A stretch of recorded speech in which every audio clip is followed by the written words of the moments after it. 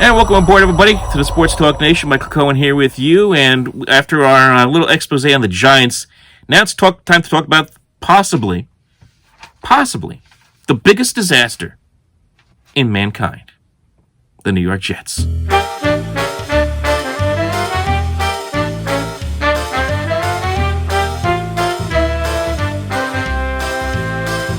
The New York Jets find themselves at 4-8 after a hideous 22-6 loss to the Cincinnati Bengals. Now, let's just be fair here, folks. Let me just give you a little perspective here. Come here. Let me tell you something. For some reason, I actually picked the Jets to win this game when I actually knew better. I knew better than this.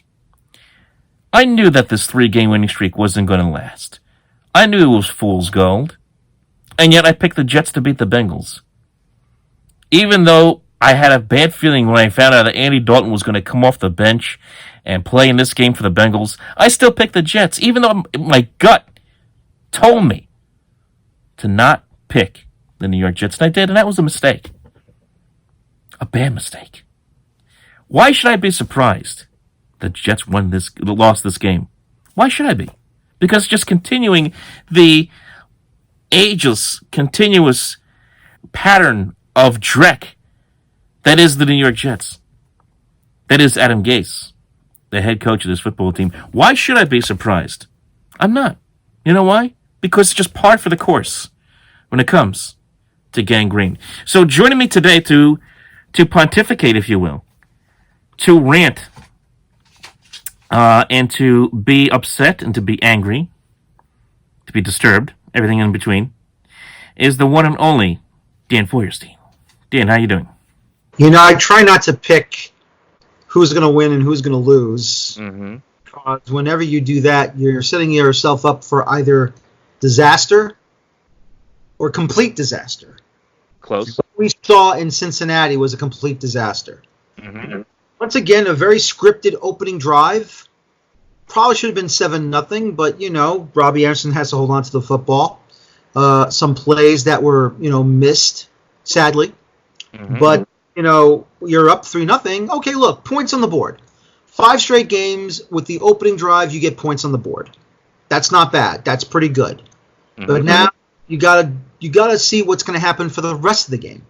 The truth is that when you've got a guy like Adam Gase, still assuming he's the smartest man in the room, and after 60 minutes of that, a 3-game winning streak that you believed should have been 4 has now completely fallen down the cliff. This was, again, the worst performance in the history of Adam Gase running a National Football League team. And he is the man. Yes. That has allowed a winless team after 7 games. Twice. For the second time, twice, to give their opponent the first win of the season. Yeah, I mean, he is. Go ahead. Sorry. No, I'm just saying this is an absolute disaster. No, you're absolutely right. I mean, he has given the. How is it a team finds a way to lose twice to teams that were winless? How's that even possible? I mean, losing to the Miami Dolphins was bad enough. They were 0-7. They were lifeless. They were going nowhere. It looked like they were tanking for the season, tanking for Tua, which is now going out the window because Tua is now injured. But that's another story in of itself. Uh-huh. To lose to the Bengals, and like I said, I'm not totally surprised they lost to the Bengals. It's the fact that they were so unprepared that really has to annoy you if you're a Jets fan, because they looked like a team that just had no clue what was going on. They abandoned the run. They didn't even try to run the football, and that's another story. Part of this with Gase is, what is this apprehension to run the football at all? Because you put so much pressure on this young quarterback. He's getting blitzed all over the place. He's getting hit all the time. He got sacked 4 times in the game. I think he got hit like 9 or 10 times overall. I lost count. Yeah, he had a horrible game, but you're doing nothing to help this guy. You are a quarterback genius. And it was funny when I heard Adam Archuleta who was the color guy, mention Adam Gase is a quarterback genius. I'm like, they're gonna lose. It's over. They're gonna lose this game. This game is over. See, here's the problem, and the problem is simply this. When you are trying to run the football, or even if you do attempt to run the football, the problem is that you're going into the heart of the defense. You're going right down the middle, on the inside. You're inside the box. How many times has Archuleta said, doesn't understand why the Jets are running it inside?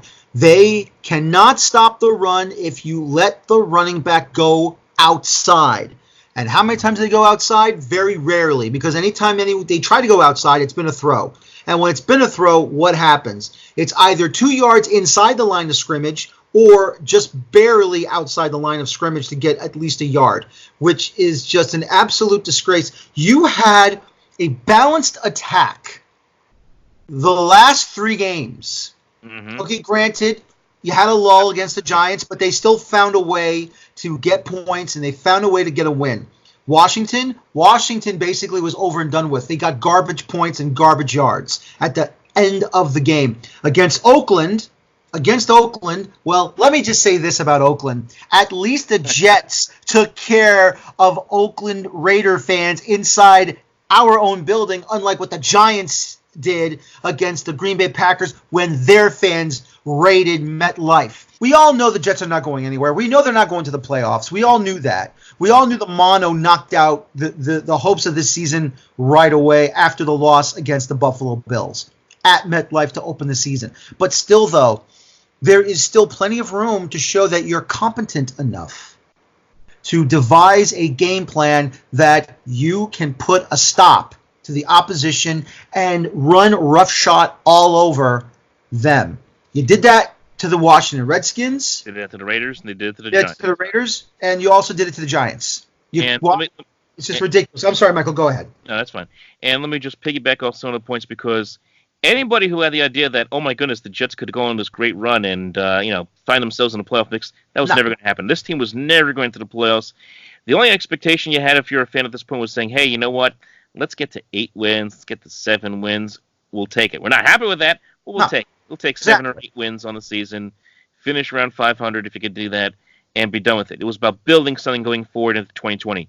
Now you can forget about it. Now you're back to square one after this loss. And what really has to get me is the fact that Adam Gase went out there and said that he skipped his Thanksgiving Day dinner, skipped Thanksgiving with his family in order to game plan for the Cincinnati Bengals. Look, I understand coaches work a lot of long hours there as head coaches in this league, but that's a lame excuse. Oh, I skipped Thanksgiving. We should have won this game. You still have to go out there and put together a competent game plan. If you see it's not working, you got to be able to change it. It's an embarrassment. It is an embarrassment. And, yeah. Oh, I'm sorry. Finish up, and I'll go. I was just going to go into Christopher Johnson, and I know you want to talk about this. Well, that's why I want to talk about him, because here's the thing that really bothers me right now, is that you're on a 3-game winning streak, and you're thinking to yourself, all right, you know what? If this is a preview of what maybe could be happening in 2020, okay, fine. Christopher Johnson already stood at the podium, already talked to the media. He will be our head coach in 2020. Okay, fine. He's not gonna get fired at the end of the year. Fine. Let's see what he can do. What do? Beat the Giants. Okay, went to Washington, the horrible Redskins team as always. Beat the Redskins. You got a big challenge against the Oakland Raiders, and they destroyed the Raiders and showed everyone in the NFL, hey, this is how you beat the Raiders. And now you have a disastrous game like this that should have been at least a 4-game winning streak. Now, what do you have, Christopher Johnson? That you put all your eggs in one basket because you want to give him a bigger leash and say, you know what, he's got the end of this year and he's got the beginning of 2020. We talked about this off air. This is what we said. And this is why I told you. If Gase in 2020 starts off either 1-3 or 0-4, then he should be fired. Now I'm going back. I'm going to lay that off. He's going 0-1. No. At the end of the year, okay, we have our franchise quarterback. What we don't have is a head coach that is competent enough to allow him to blossom. You can say whatever you want about Woody Johnson, but now it's on Chris Johnson right now. It's on him. If they do not win this game against Miami, they're going to lose out. Pittsburgh, Mike Tomlin's having his best coaching year. He has nothing around him right now. Lost his quarterback at the beginning of the year. He's now in his 3rd-string quarterback, and they're winning games that are going to go to the playoffs. Buffalo, You saw what they did against Dallas the other day? They Yeah. look fantastic. They look really good. They're going to lose that game. They're going to lose to the Ravens, who I think are going to the Super Bowl. So I, if they Jets do not beat Miami, they will lose out, end up 4-12 or 5-11, or whatever it may be. And now, if you're Christopher Johnson, you're in a very awkward spot. A couple weeks ago, it looked like a great idea. Hey, come out, endorse the head coach, take the pressure off. Team goes on a nice little winning streak, wins 3 in a row. We're thinking to ourselves, hey, maybe this was a benefit to the Jets, coming off of a 1-7 start to actually take a little pressure off, and now the pressure is back on. And the fan base is only going to get louder. People are saying, hey, fire the coach right now. It's not going to happen. He's going to be back here in 2020. And you mentioned the Buffalo Bills head coach Sean McDermott being in his 3rd year.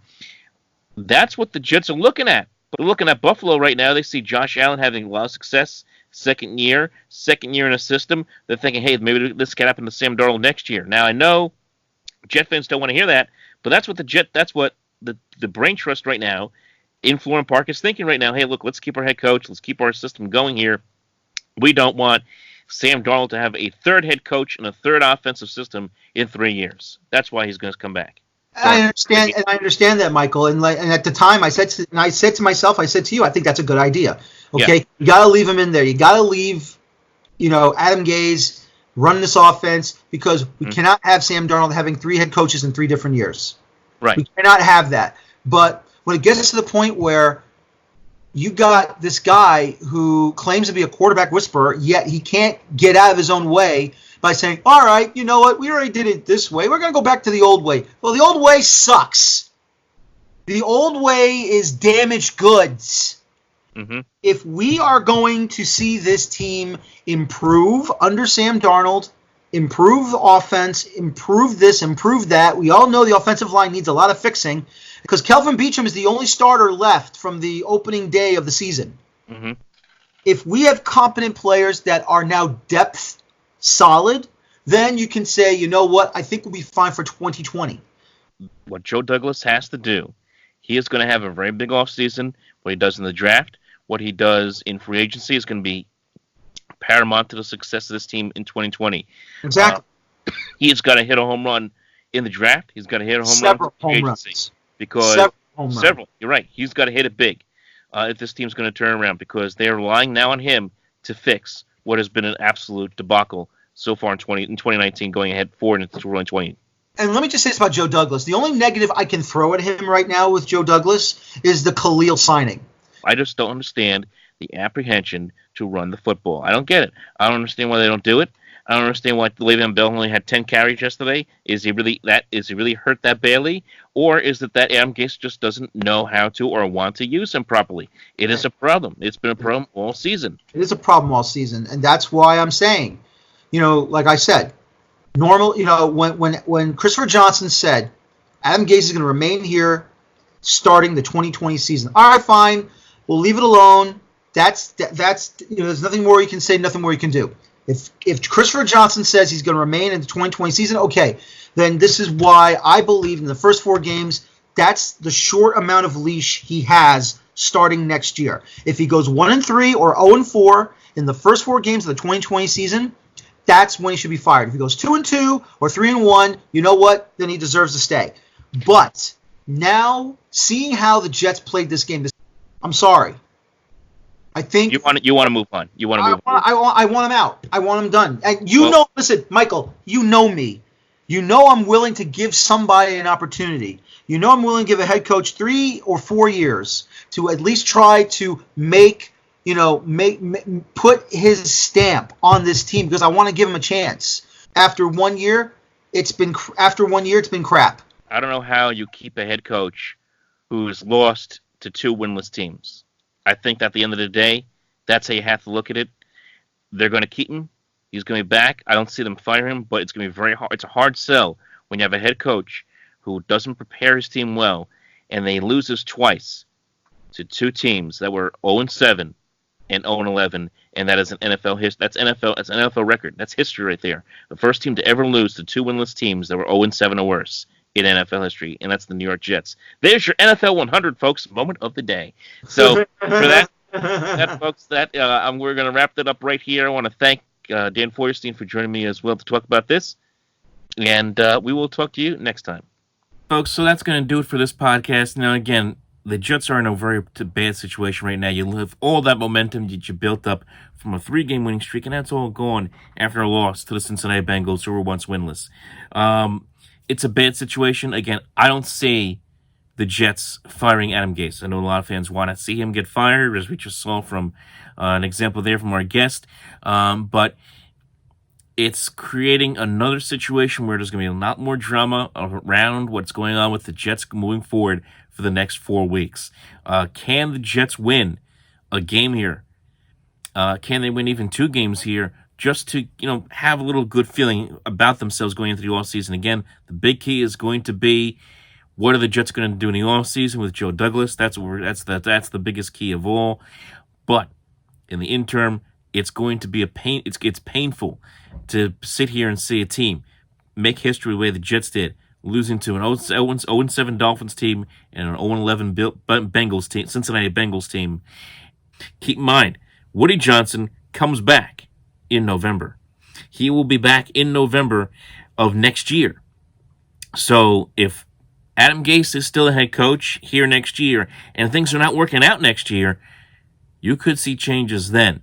But until that time happens, we have to assume it's going to be status quo ante for the New York Jets moving forward for the interim. Not what Jet fans want to hear, not what Jet fans want to see. A lot of Jet fans are upset today, I understand that, but that's just the facts, and we have to live with it. So anyway, folks, I want to thank you all for tuning in and listening. Remember, follow us on Facebook, facebook.com/OpenMic Program, @OpenMicNJ on Twitter, and also like and subscribe right here to the Sports Talk Nation.